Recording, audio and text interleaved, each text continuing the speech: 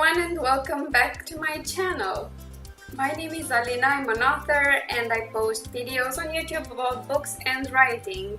And today we're going to dive right in and talk about Amazon bestseller ranks, Amazon bestselling labels for authors and for books, what they mean, what they stand for, what's the tea with them, and hopefully by the end of the video nobody will freaking hate me, which is unlikely, but I'm going to do it anyway. So the reason I decided to create this video is because from what I've noticed, there are a lot of authors and writers on AuthorTube that are either thinking about publishing or haven't published much and they don't have a lot of experience, and we don't talk about the business of it that much. There are of course marketing tips, business strategies on how to launch a book, but we don't get into the nitty-gritty of the business part or the sales part or how to sell more books part. And there are great videos on this out there, but they're not from YouTubers or authors that you see really involved in the AuthorTube community. So I thought this should be discussed because I do not want anyone to start publishing and expect certain things the moment they get into an Amazon bestselling top and then have those expectations crushed. So let's talk about it. What is an Amazon bestseller or an Amazon bestselling author? So pretty much it's a book or an author who's had their book be featured in one of the Amazon top 100 lists. There are several lists that fit this profile. First off, there's the top 100 overall. This is the list of top books on the entire Amazon site. If you're on that top, you're doing great. You're making money, quite a lot. But most authors who use the bestseller label for their book, or they say they're bestselling authors, they're part of the top 100 genre-specific tops. And when you get into genres, they get super specific.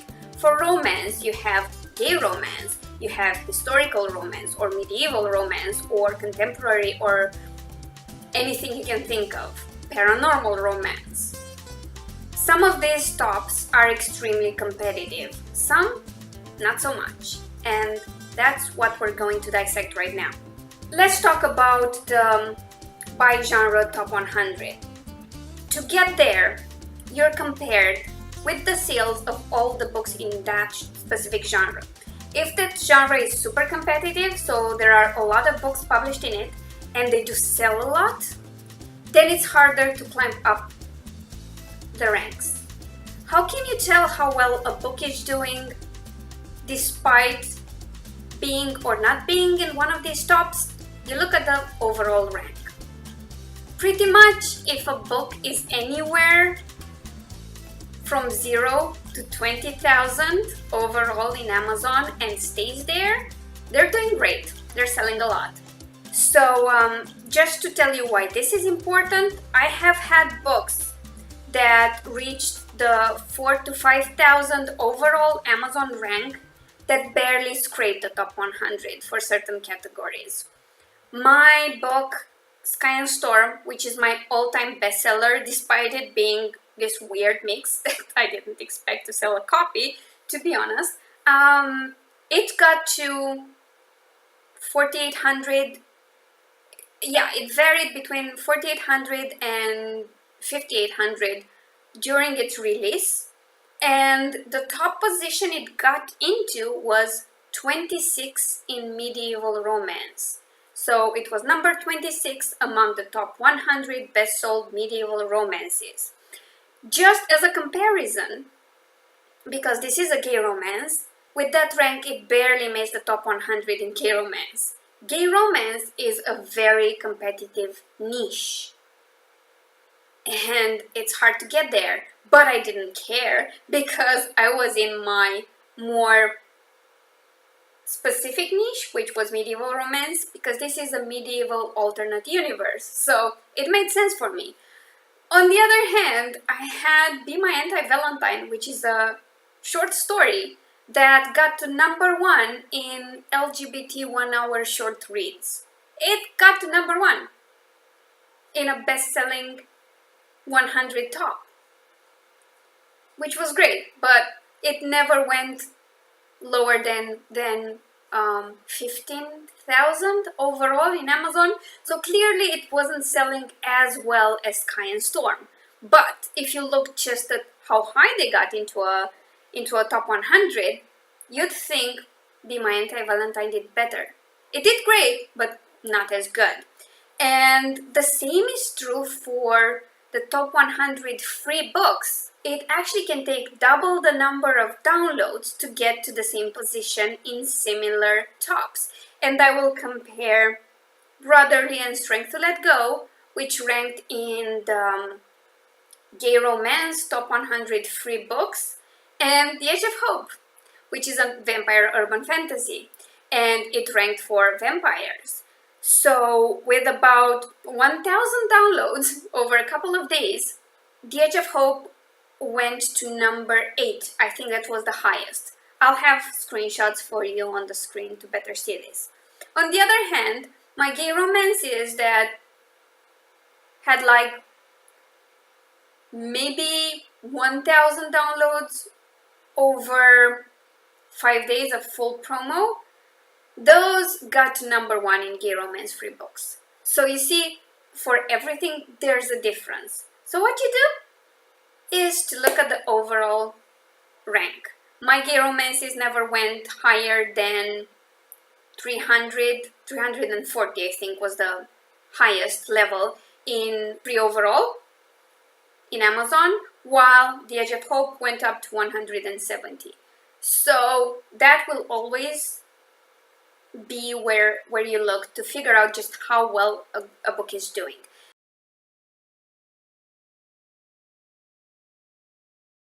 Now, there are categories where if you get to the 3,000-4,000 overall in Amazon Best Sold, you're going to get a #1 bestseller badge, because they are not as competitive. But like I said, if you want to get to #1 in gay romance, you have to sell a lot of books.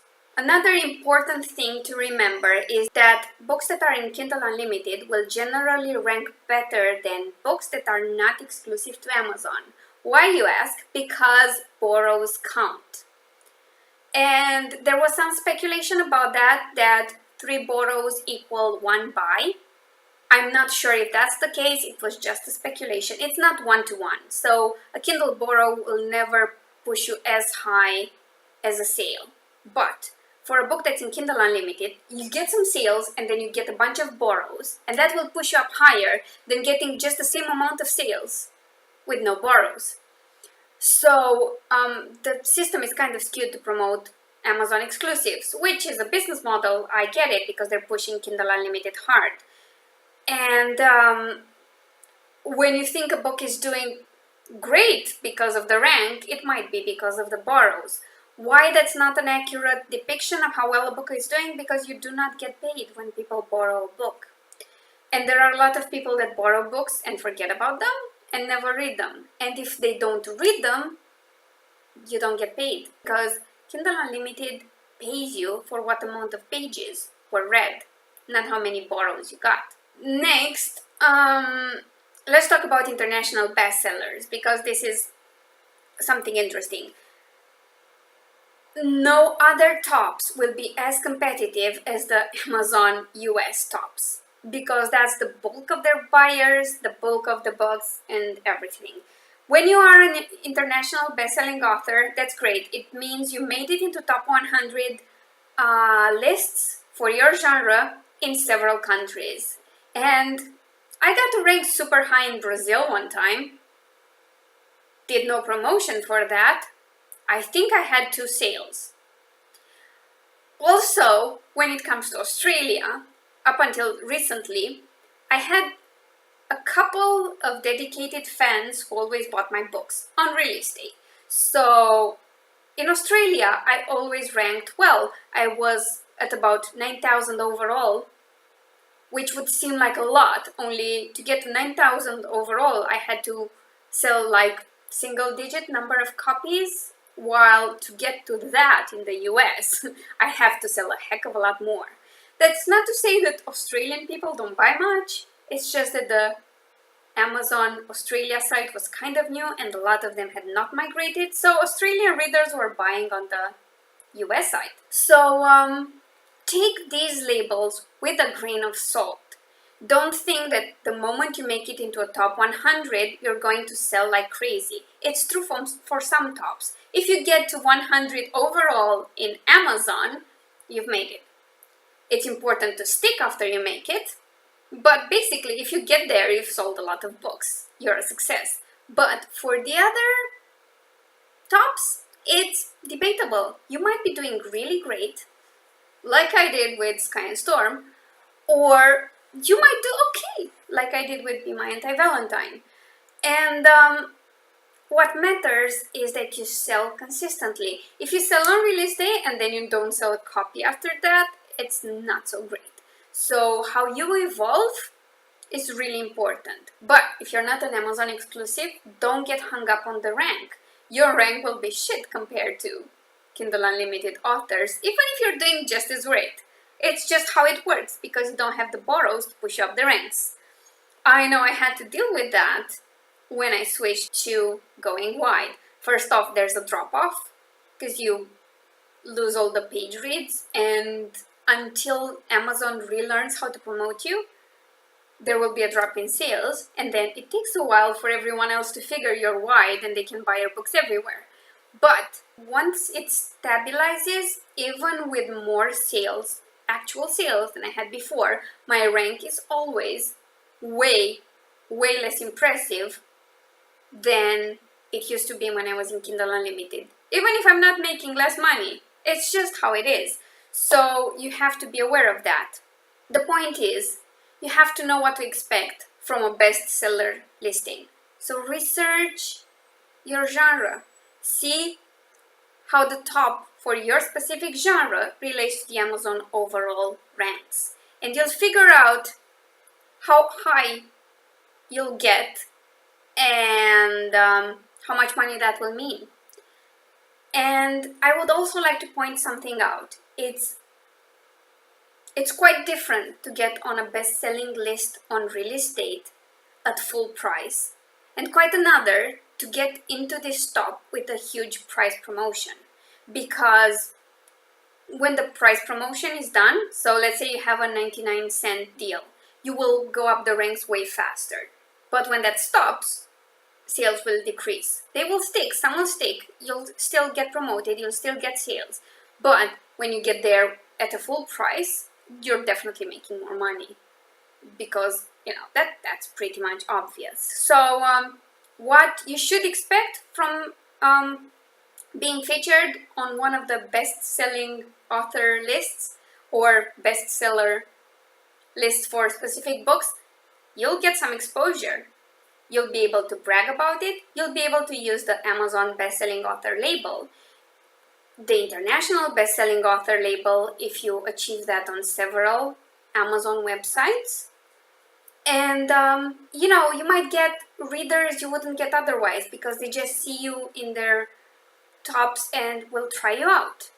You can expect to stick there for a while, and if you get more sales and reviews and keep promoting your book, you will probably stay in the best-selling list a long time. My best results were with Angel's Feather. By the way, people told me gay sci-fi doesn't sell well.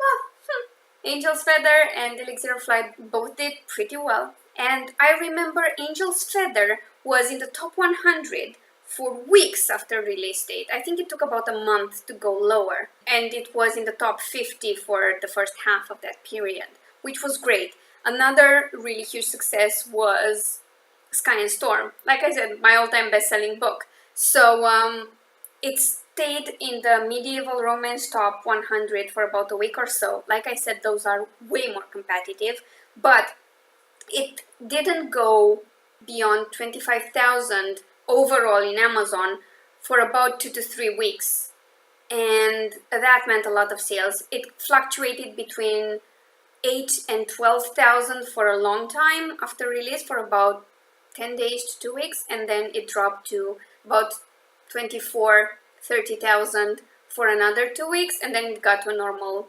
in the 100,000 rank. But staying there, like I said, if you're sticking under 25,000 overall in Amazon, it's selling okay. You can expect that to happen, but you should never expect from these tops, unless, like I said, it's the Amazon top 100 overall list, then you're set. You should not expect that the moment you hit the top, especially when you're heavily discounted your book, you're going to make enough money to quit your job and live off this label of being an Amazon bestseller. It's just not.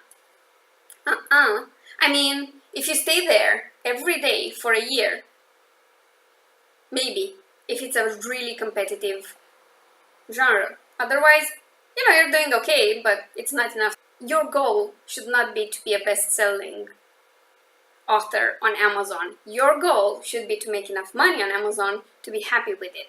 This might be getting back all the money invested in your book, or making enough to quit your job. And it might happen with one book, or it might happen with 10 or 20. Whatever, doesn't matter as long as you reach your goals. Just don't expect too much from a label. And now, I know you're going to ask me about this because I've shown you a lot of screenshots of my own results. And the question is, Alina, you've been on best-selling lists on so many sites and with so many books. Why don't you use the Amazon bestseller label when you promote yourself? And it's because it's not that important. The moment I get to #1 and get those nice ribbons, maybe I'll consider it then. But to most people who know anything about this, that label doesn't mean much. It's really not the same as USA Today, unless again, it's the Amazon overall top 100, which is hard to get into. And a very small fraction of authors get there, obviously. So I don't use it much. Maybe I should. I don't know. What's your take on it? If you're an author and you were to have my exact results, would you use that label? I feel like I shouldn't, because a lot of people use it without a lot of explanation, and then it can create the wrong expectations from newbie authors or writers who are yet to be published. So I'm really weary of using and abusing that. On the other hand, I am super proud of my results. I know I did great with a lot of my books, and that's why I take these screenshots. I usually share them on social media and thank people for getting me so high up with my books. But what would you do if you were me? Would you use them more? If you're a reader and after all this explanation, you understand this is a bit of a random label, would you find it conceited if I said I was an Amazon bestselling author? An international Amazon bestselling author, which technically I am? I want to know what your take on this is. Like I said, my stance on this was, well, promote myself for the type of story I write and let the book speak for itself. And when I have some cool results, I'll share them on social media, but rarely use them as my overall marketing strategy. So what do you think? Let me know. I'd love to hear your thoughts in the comments down below. If you have any other questions about this whole bestseller thing on Amazon, do feel free to ask me down below. If you want me to get into any other details about sales and marketing and things like that, don't worry, I'm going to. I am dedicated to talking about the business of publishing as much as I can, because we need to. People need to know what it entails, what to expect, where to invest, what works, what doesn't work, even if it's just for me. They should know who to follow to find out more, and not be afraid of it, because authors are afraid of the business part, of the sales part. They dread promoting themselves, and I don't want that to happen anymore. because we're doing a great job, we're doing an amazing thing, we're passionate about it, we love it, and want to share it with the world. And sales and marketing are an important part of that. So that's my stance on it. Which is yours? I would like to hear from you, obviously. And if you found any of this to be upsetting, I apologize, that was not my intent. I just want people to know what they're getting into with this career and what to expect, because I don't want anyone to get disillusioned or upset or demoralized or give up when there's no need. You can keep trying, you can improve what you're doing, and then have great success. And that's what I've been doing for a few years now. And it took a while to learn all these things and get to a point where I could support myself with my writing. So I want to share that with you. So yeah, again, that's it. I'm really stopping now, and I will talk to you soon. Bye!